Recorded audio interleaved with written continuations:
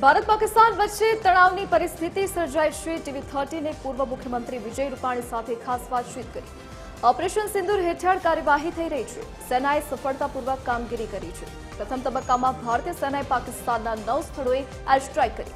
ભારતે પહેલાથી જ સ્પષ્ટતા કરી છે, અમારા જે નિર્દોષ નાગરિકોને માર્યા છે તે લોકોને મારીશું, અમે નાગરિકોને નહીં મારીશું। આવતીકાલે શું થશે તે નક્કી નથી, લોકોએ સાવચેત રહેવું પડશે। લાગી રહ્યું છે કે આતંકવાદનો ખાત્મો થઈ જશે। કચ્છ બનાસકાંઠામાં પણ હાઈ એલર્ટ।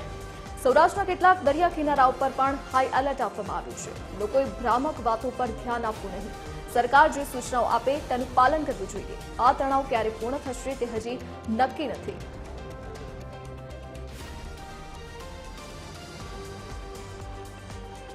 ઓપરેશન સિંદૂર ભારત સરકારે નરેન્દ્રભાઈના નેતૃત્વ નીચે સેનાએ જે મોટું પરાક્રમ કર્યું કે દુનિયાની સૌથી મોટી એર સ્ટ્રાઇક આપણી સેનાએ સફળતાપૂર્વક પૂરી કરી।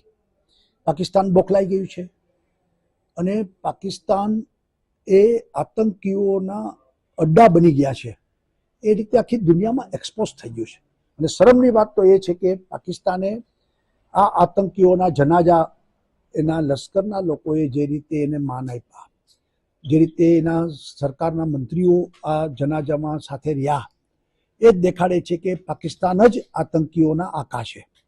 પરંતુ ભારત સરકારે, મોદીજીએ નિર્ણય કર્યો છે કે આતંકીઓનો સંપૂર્ણ સફાયો કરવો છે અને ત્યારે કદાચ પરિસ્થિતિ વધુ આગળ યુદ્ધની બને તો દેશે તૈયાર રહેવું પડે। યુદ્ધ સેના લડે છે, સેનાનો જુસ્સો વધારવો એ જનતાની જવાબદારી છે। સેનાની સાથે સમગ્ર દેશ છે, 140 કરોડની જનતા એની સાથે છે। આ આપણે એ પ્રકારનો રાષ્ટ્રવાદ, એ રાષ્ટ્રભક્તિ ઊભી કરવી પડે।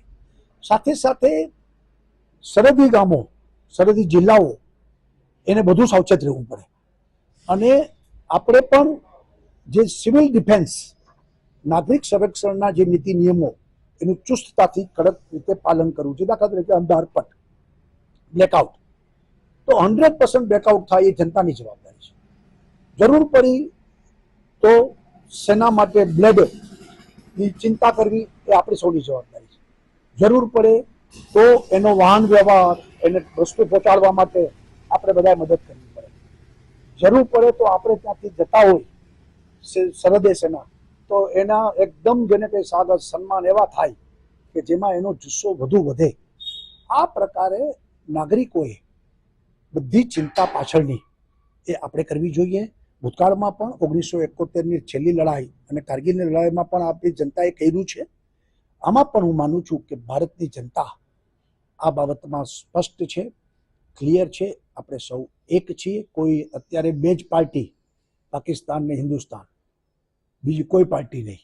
આપણે ત્યાં બે જ સામેની લડાઈ છે, બાકી બધા આપણે એક છીએ। બધા ધર્મ, જાતિ બધા એક છે। બધું ભૂલી અને ભારત આ જંગ જીતે એના માટે જ આપણે બધાની લક્ષ્ય બનવું જોઈએ અને એ માટે કટિબદ્ધ બનવું જોઈએ।